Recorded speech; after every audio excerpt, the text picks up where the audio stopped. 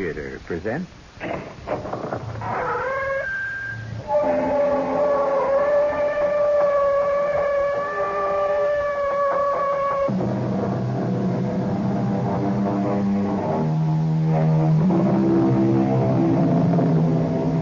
in. Welcome. I'm E.G. Marshall. Of all the murder mysteries, the plot which most intrigues me is the locked room. And when you take that as an ingredient and add to it elements of the supernatural, both sacred and profane, then you have a tale to tantalize and terrify, such as the one I bring you now. Now look, Doctor, the law is... Excuse me. Well, hello there, Sheriff. New star looks good on you. Yeah. Seems I'm going to have a use for it right away. How, Abner? Ben James, my deputy, just rode in hell for leather. After the doc here left Doomdorf, seems the preacher came by, headed for Doomsdorf's place, breathing fire and carrying his gun. Looks like all hell is finally ready to break loose up there.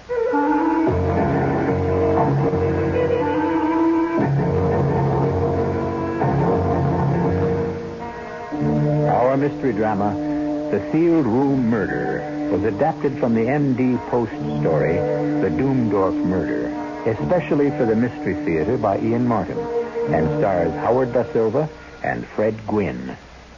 It is sponsored in part by Buick Motor Division. I'll be back shortly with Act One.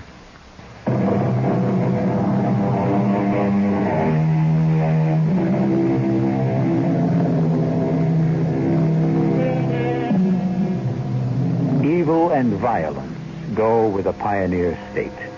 But the counterbalance has kept us viable as a nation, brought us to leadership around the world. Compassion, fair-mindedness, and the essential ingredient of America, a shrewd and pragmatical eye, tempered by religion, has built us a keel which so far has kept our ship of state steady. So much for philosophy. As for the story, let Judge Randolph tell us that. The pioneer was not the only man in the great mountains behind Virginia. Strange aliens drifted in after the colonial wars. Adventurers who were with Braddock and LaSalle and rode out of Mexico after her many empires went to pieces. Doomdorf was one of them. I shall never forget that first day he walked into the land office. Huge, black-bearded, with broad, thick hands, with square fingers. Even Abner's bulk seemed to diminish in front of him, and the child who followed Doomdorf diminished to a pygmy. It's the place where I buy. Should I want for the land? Yeah, I reckon. Depends on what you want it for, Mr. Doomdorf. Angelos Doomdorf. Oh, excuse me. This is Mr. Randolph. I should say one of our foremost lawyers in town. Saving only, that's all we got right now. One. I'm Abner Dale, county clerk. I reckon you'd term me. And what would you want this land for? To live on. Uh-huh. You and your daughter. Me and her, yes. Well, now, I got a copy of the Washington Survey and the original Crown grant here. I have it picked already. Show you here on survey map I got from Capitol. Now, let's see here. There? That's it. You sure there's land you want, sir? I think what Abner means to say is this wedge of rock has never been worth even running the lines. Do you know what you're getting into? Have you seen this piece of property? Yeah. It's a forbidding pile of rock, Mr. Doomdorf, and isolated. The land is mine. I want it. Well, pretty mean up there right now with the wind and no shelter. I have tent, sleeping bag. All my life I live rough. Well, that's all very well for you, but for the little girl... What is good for me is good for her. I don't think you quite understand. As a lawyer, I should not like to see you taken advantage of. The parcel of land which you have bought was never surveyed because it is not worth surveying. It consists almost entirely of rock. I know what he's like. He's right for me. Well, how are you going to feed? Ain't much game running up in that part of Western Virginia. I make out all right. Here is gold. Enough. Hey, look at there. Pieces of 8, ducats, English guineas, American dollars. Yeah, you're quite a traveler, Mr. Doomdog. What I do is my business. And I mind my own business. I don't like anyone who stick his nose in my affairs. You take the money and give me the paper so I can go. No offense, just trying to be friendly. That's Angelus. Angelus. All right. Yeah. Want to spell your other name? I don't know. You right. You tell me. Doomdorf.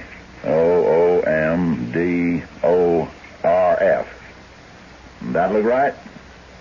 Yeah, will do. It's coming on to winter, sir. If there's any way we can help you build your house... I build myself. With enough gold, anything can be done. You will see. Now, you finish that paper, senor. Oh, yeah, I reckon. You sign right here, and me and Mr. Randolph will witness it. Here? Yeah, right. I make my mark. That is legal.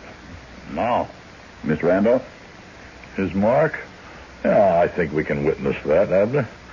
Let us not delay Mr. Doomdorf and his daughter further. I'll add my John Hancock to that. There you are. Signed, sealed, and delivered.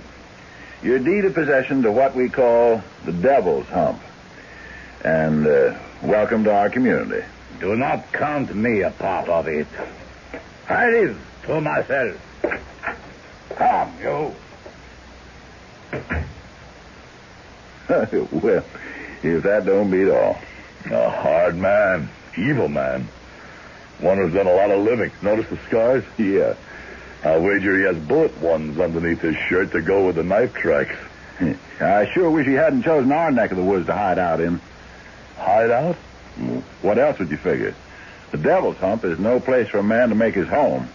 That's a place for a man to set his back against the wall, to fight off what he knows is coming after him. I suppose you're right, Abner. The more's the pity. Why? Oh, that innocent child should be dragged along to share such an exile. Yeah. You get a real close look at her. What was she? Dumb that she couldn't speak? I doubt it. Afraid. And now you got it. Afraid and beaten. Well, I pity her. That's a hard man. For all he seeks solitude, I doubt he'll find it. We have not seen the end of Mr. Doomdorf. Only the beginning. I'll stake my life on it. But it was not my life that was to be staked, but others. For a while, my uneasy feelings seemed just to be based on a negative reaction to Doomdorf himself. He squatted on a rock, troubling no one, seeking no help, while by hiring old Robert Stewart's slaves, he built a stone house on the rock. Then, in the handfuls of earth, wherever a root would hold, he started to plant the mountain with peach trees. Then the beginning of the end began to start. Hey, Rosa, una cervera beer, huh? You're new in town. So? The lady behind the bar is the owner, a widow lady. Her name is Mrs. Cambridge. That's all right, Abner. Here's your beer, Vaquero. Muchas gracias, la dama Cambridge. Senora will do. I do not want to make enemies. I am looking for a friend. It's a friendly town. Who? He is an old amigo de la guerra. A big man with a black beard, big like so. And this strange accent. I think maybe his real name is Doomdorf, like that. Doomdorf? Mary. What is this? We are old camaradas? I just want to find him to settle an old debt I owe him. Well, why don't I let him know you're here and you can meet him in town? If you will, it is no matter. But why not I just go see him? He's kind of queer-like he don't take to mixing so good. Non importante. You see him, you tell him Jose Garcia was look for him. But I have not so much time. Maybe on my way back I look him up then. Hasta la vista. I see you. Why didn't you tell him where to find Doomdorf? Just a crazy notion, maybe, but I got it set in my mind that he wanted to see him to put a bullet in him. We found the man who said his name was Jose Garcia, snagged on a rock at the Devil's Elbow, 2 to 3 miles below Doomdorf's mountain eyrie. His neck was broken. That was the first of the Doomdorf incidents. So many during the next 10 years, I wouldn't wear your patience to recount them. Only the highlights. There was the night, before we knew what use Doomdorf was putting his peach crop to, when he arrived at Mrs. Cambridge's inn, primed with liquor, an insensate beast. $10. Not enough. So, 15, 20. I think you've had enough to drink, Mr. Doomdorf. I must ask you to leave. What? A prostituta who runs a cantina asked me to leave. The lady asked you to ride out, mister. Better you go easy. By yourself. You mean I don't go? You make me. Yeah, no cause for any ructions. You've been drinking. Oh, you want to make trouble. Not me. I just want to keep the peace. Then staff. Hail, 25. Okay, that does it. Abner, no. Too late. We fight now. Outside. I don't want to fight. What for? You fight me here or outside. One way or other. There were 2 big men, but Abner was a peaceful man and sought only to protect himself, while Doomdorf was a maniac. He gouged, butted, kneed, and finally it took 6 of us to pull him off and lodge him in the jail for the night. Abner took it in his stride, and he did everything. He was battered and bruised, and just maybe, if he'd used his whole strength, he could have broken Doomdorf. But Abner's strength was in the mind as well as in his bulk. The next highlight in the career of the man whose name spelled his future was the arrival of the circuit rider. The days of Sodom and Gomorrah are upon us. Here's the man who takes the fruit of his field and makes a white liquid fury to destroy men's minds and their souls, and who is ready to bring out your daughters and your women like Lot for the use of any eternal But the town was not yet ready to make any move against Doomdorf. His still was popular. He made a fair brand of white lightning until the ultimate, the unforgivable, the certain shame all those of us who knew, or at least sensed the truth, brought everything to a head. On a wild, rainy night, while Doc Jeffers and I were playing chess at his house, there came a hammering at the door. Yeah? Let me here. Doomdorf, come on in. Well, what is it? The woman. She was in labor. I tried to bring Bambino. No good. You come? Yes, of course. Of course, I'll get Pancho and saddle my horse. I waited all night for Doc Jeffers to return. It was long past sunrise, with the rain still coming down that he did. Well? Now, I am a pragmatic man, and I subscribe to no religion, but by damn, I wish this moment I had a God to pray to. Why? He left that child to abort a dead baby. It's a miracle she isn't shot in septicemia. He didn't want a baby. I'm a judge now, Ray. Maybe I can help. No one can help. He's a beast, unprincipled and without pity or even simple human warmth, but he has papers to protect him. The girl was Mexican-born, literally sold into slavery, and she's... Oh, my Lord, she can't be any older than my teenage daughter, but she's his to do with as he wants. And as he wants... Oh, he damn near succeeded in killing her. Excuse me. Well, hello, Sheriff Abner. New star looks good on you. Seems I'm going to have a use for it. Right away. How? My deputy, Ben James, just rode in here hell for leather. After the doc here left Doomdorf, seems the preacher came by, headed for the Devil's Hump. Preaching fire and carrying his gun. Looks like all hell is finally ready to break loose up there.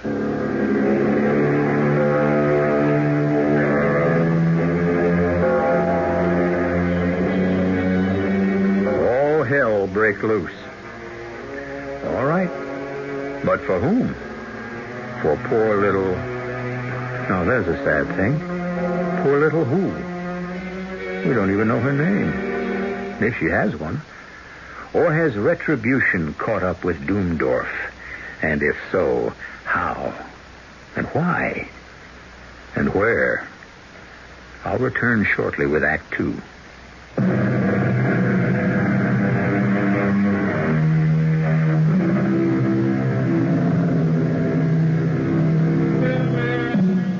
It was a long ride out to the Devil's Hump, and the afternoon sun was burning hot and steaming above the great chestnut trees that shaded the trail. A trail so narrow, the judge's horse had to follow behind Abner's. Abner had his Winchester out of the holster across his saddle. Whatever hell had broken loose, he was ready for it. And now I'll turn the story back to Judge Randolph. He can tell it better. He was there. I suppose, seeing Abner, I should have had my own rifle out. But I'm an indifferent shot. And Abner, for all he loathes violence, can part a twig at 100 yards. I reckon there ain't no sense to push the horses up that rock trail, Judge. We'll dismount here and climb up the rest by foot. Seems quiet enough up there. I don't know. Look at them vultures up there. You know, when they start wheeling, there's only one good reason. Well, maybe we should have brought some men. No, I doubt it. Appears to me whatever hell broke loose is pure gone and burned itself out. We had made a detour through a grove of peach trees before we set the horses out to graze, but now we were climbing in the open under the burning sun. When I saw that gaunt old circuit rider, Bronson, sitting bareheaded, hands on the pommel of his saddle, in a paved court before the door. His big red horse was dripping with sweat. I braced myself for anything. He seemed in a kind of trance. Bronson? Where's Doomdorf? Surely he covereth his feet in his summer chamber. Now look here, Bronson. No, leave him be. He's in his own world, not ours. Come on, Judge. Howdy, Mrs. Doomdorf. Si, senor. It's Sheriff Abner Dale, and I'm Judge Randolph. Where's Mr. Doomdorf? Oh, senor. He went to lie down in his south room upstairs after the midday meal. Was he feeling all right? Oh, yes.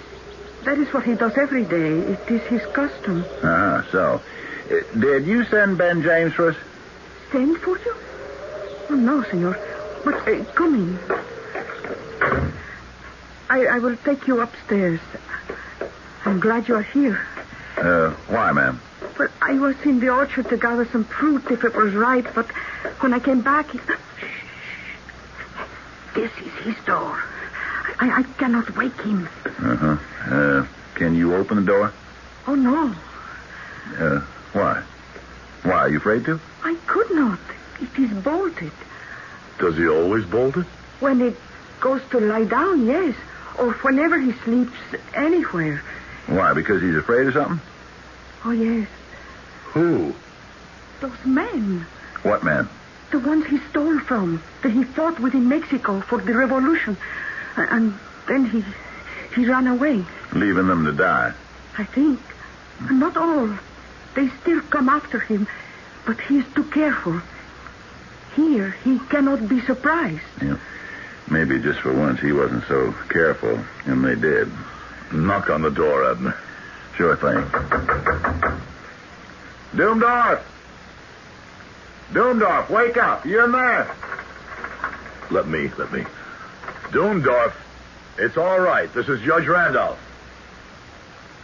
Doomdorf! Come out. If he could come out, he would. I do not think he can come out. Any other doors to this room? No. Windows? The house is built on the cliff. No way in from the outside. All right, Abner. Let's break it down. Stand back, Judge. I'll get it. This time. Keep back till I make sure the coast is clear. Doomdorf, you... What is it? Oh, he is dead. I'm afraid so. Oh, then at last I have killed him.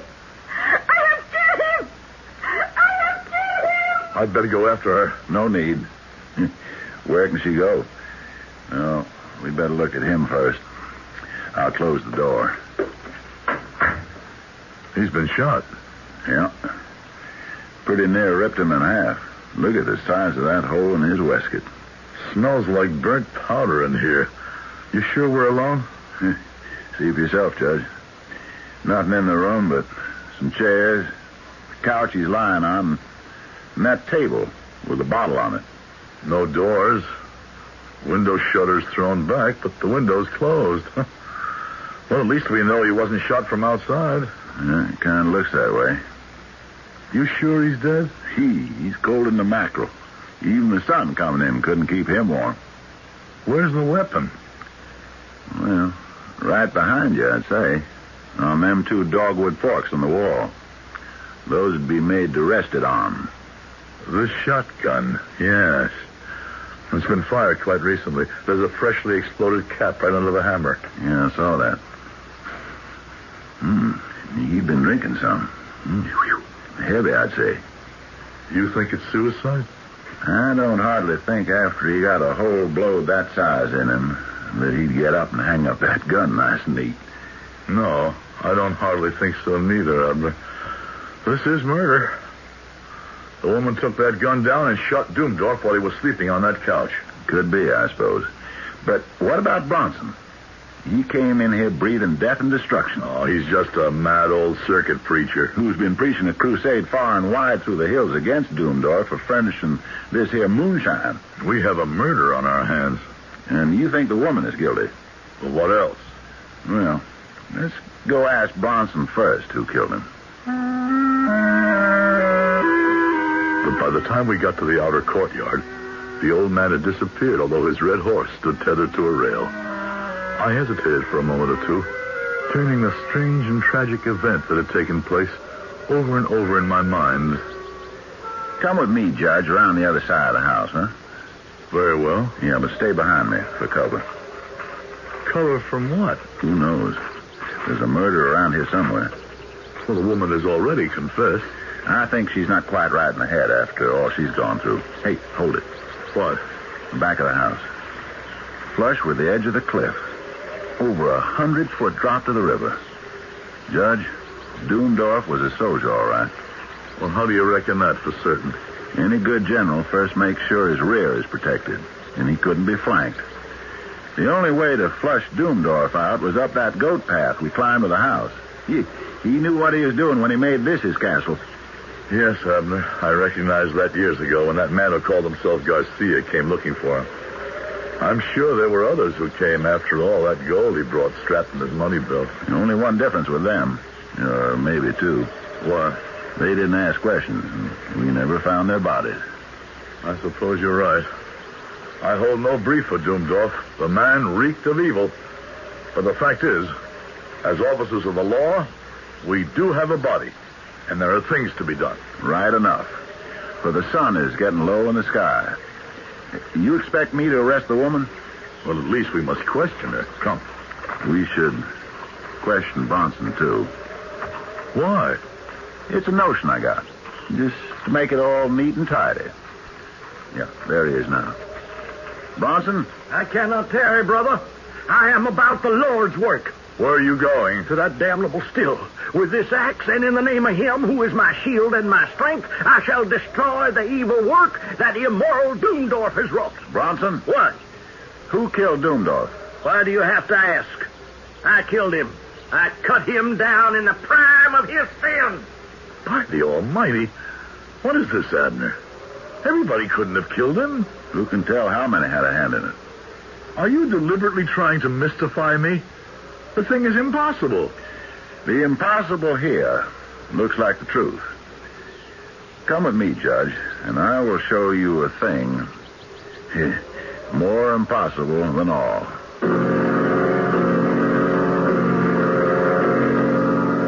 I followed Abner back into the house and up the stair again to the room. The door swung open, the shattered edge of it with the lock hanging half out, and Abner closed it carefully behind us after we entered. I want to show you something, Judge. The bolt. They kept the door closed. Yes, sir.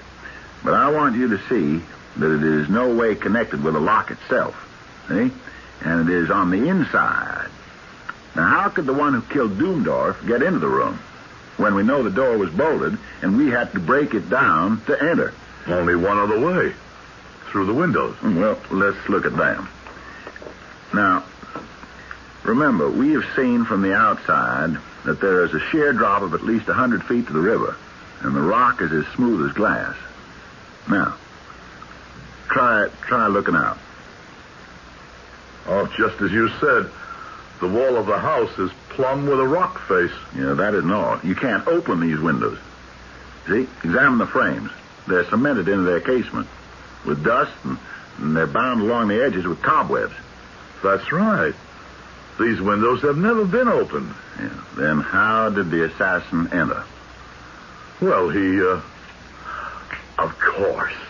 The answer is evident. Whoever killed Doomdorf hid in the room till he was asleep. Then he shot him and went out. Where could he hide?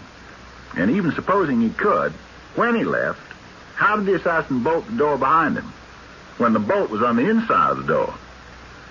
Then who knows? Maybe Doomdorf did kill himself. No, we ruled that out yesterday. Then there's only one open road out of the mystery. Both the woman and Bronson claim they killed Doomdorf. Let us go down and ask them, question them. No. In the law court, that procedure could be considered sound sense. But, Judge, we are in God's court, and things are done in a somewhat stranger way. In what way do you mean? In a way that still must be put to the proof. And for that, we need to borrow time. But I have every faith that time will show us exactly who murdered, or perhaps the better word might be, executed the man who lies dead before us.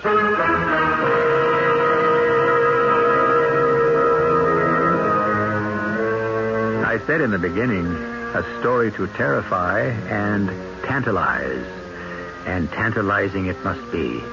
A man, alive and alone by himself in a locked room, has met death by the blast of a shotgun, neatly returned to its place on the wall. By whose hand? In what way? These are the questions, and others, to be answered when I return shortly with Act 3.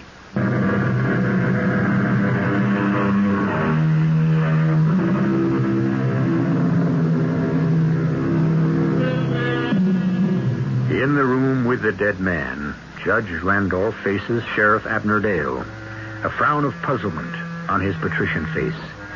His eyes search the expression of the great lumbering young man in front of him, whose whole physical appearance suggests a man of action rather than one of thought or mental ability. The judge is the first to break the silence posed by the seemingly insoluble problem they face.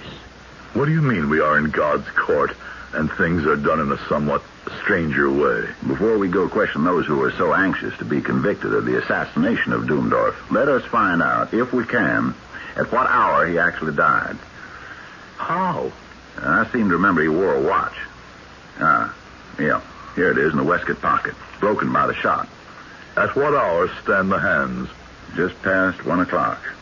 By the look of Bronson, when we found him here, he must have been far off, still on his way to this place. And the woman, by her story, was down the mountains picking fruit among the peach trees. That's how I had it figured. Well, why waste time on speculation anymore? We know who did this thing. Let us go down and get the story of it out of their own mouths.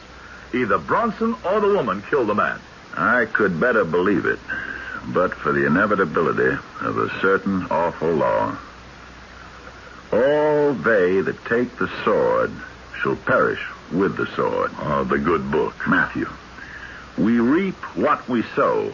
Thus, we receive what we give and nothing else. That is God's law. Very well, in a sense. But in this case... By all means, let us go try the method of your law courts.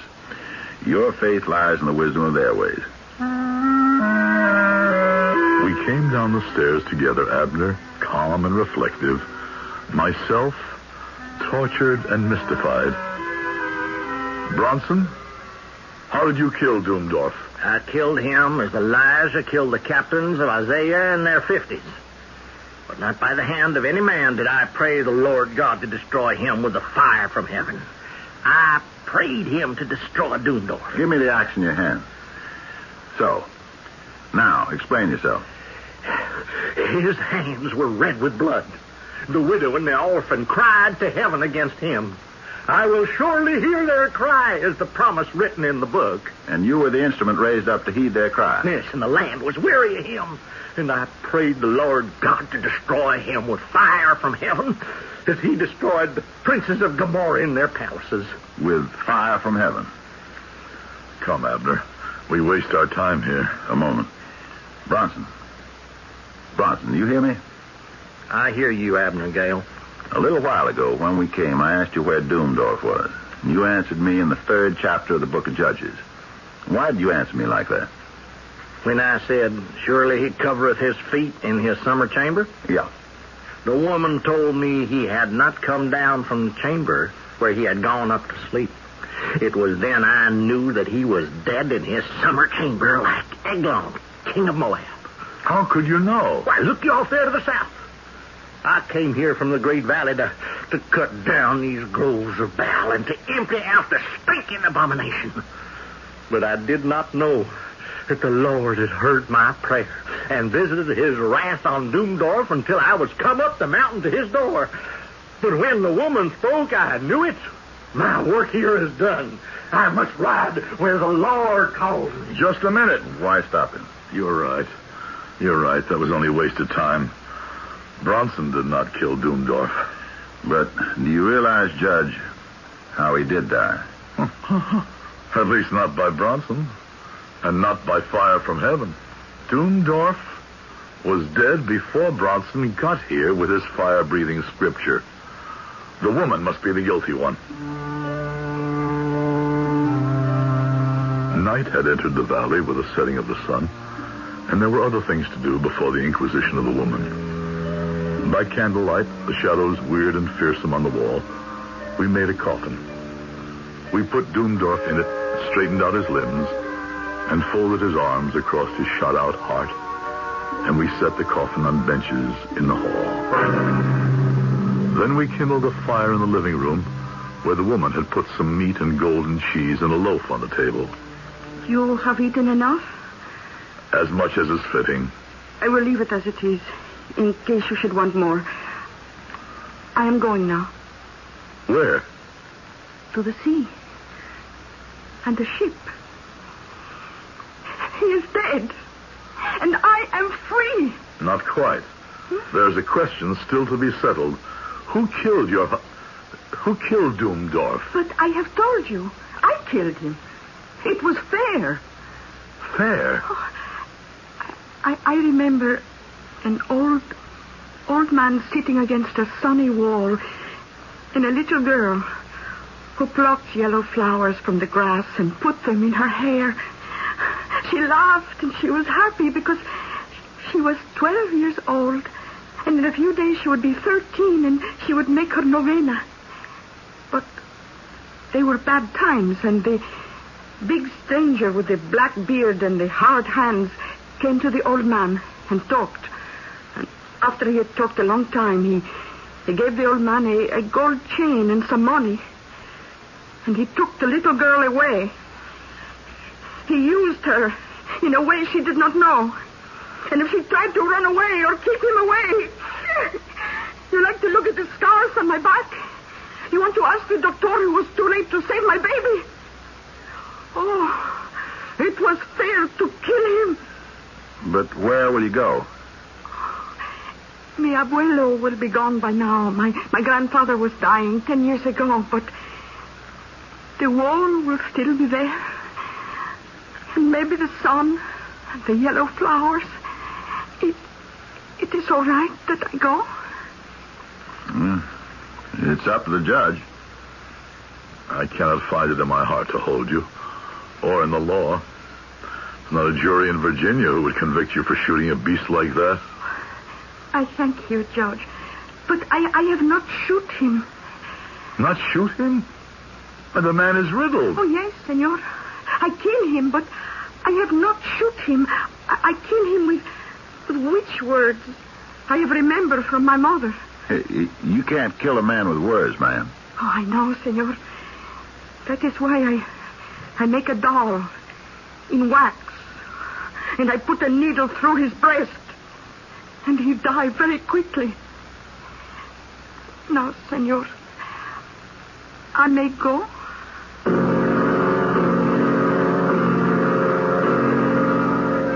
It was good that you let her go, Judge. No, it was pathetic. A harmless little dream to rid herself of a monster with an enchanted straw man. I think she had money in her saddlebag, but I slipped some extra just in case. And now, where are we? Waiting, like her, for the dawn. This is the strangest thing that ever happened. Someone shot the man, but who? And how did the killer get out of that shut-up room? For that matter, how did he get in? Through the window. Through the window?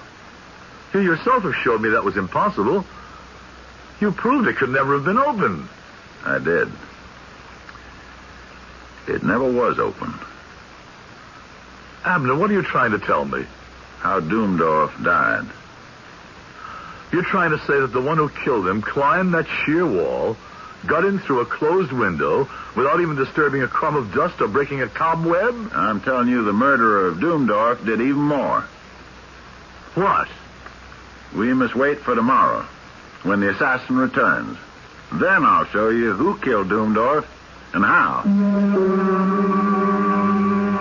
I could have argued, but I knew that set look on Abner's face too well to waste my time. I could not have believed that I could sleep with the thoughts spinning in my brain, but I did. We ate, and through the morning dug a grave for the dead man in silence. By the time the last spadeful of earth was thrown back, it was high noon, and Abner squinted up at the sun. Time to throw our spades down and go lay an ambush for the assassin. He's already on the way here, Judge. Where do we go? Back to the house and up to Doomdorf's room.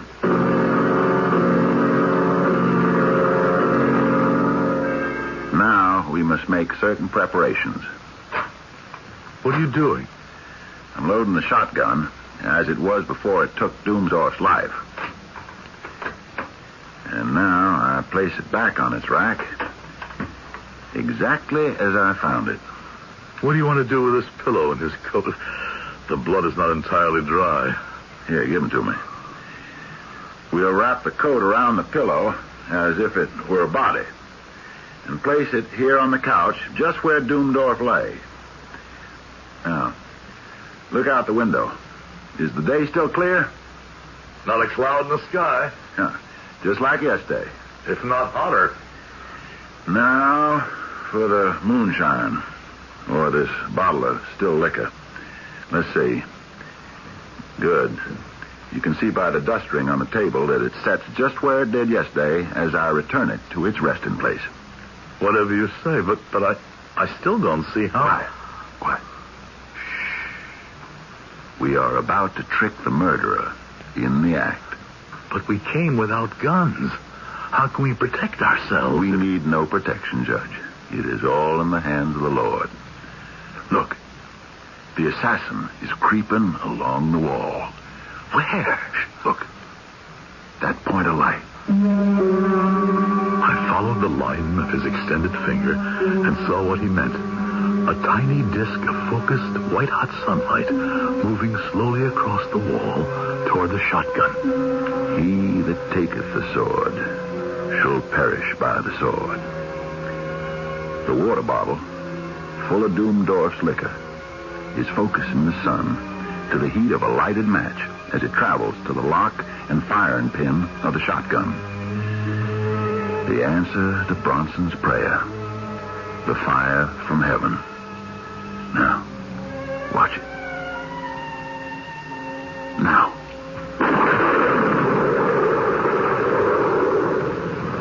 As the pinpoint of sunlight reached the percussion cap, the gun exploded as though the trigger had been pulled. The pillow, wrapped in the dead man's coat, lying on the couch where the man himself had lain some 24 hours before, leaped and shuddered like a living thing and collapsed inertly. The room was still echoing with the sound of the explosion. My own voice sounded cramped and hoarse as I said, "And we mistrust coincidence. Why, it is a world filled with the joinder of accidents. It is a world filled with the mysterious justice of God."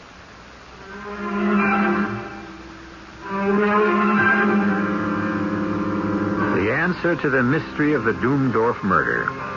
A fate well deserved. And brought only on himself by the dead man who had little right or reason to live.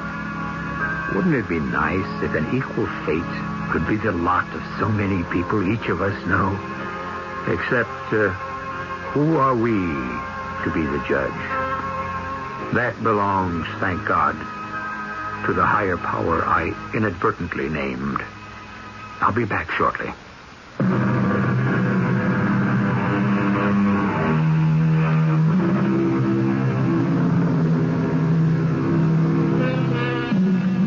It seems to me necessary, in conclusion, to put a quote used in this story in its exact context.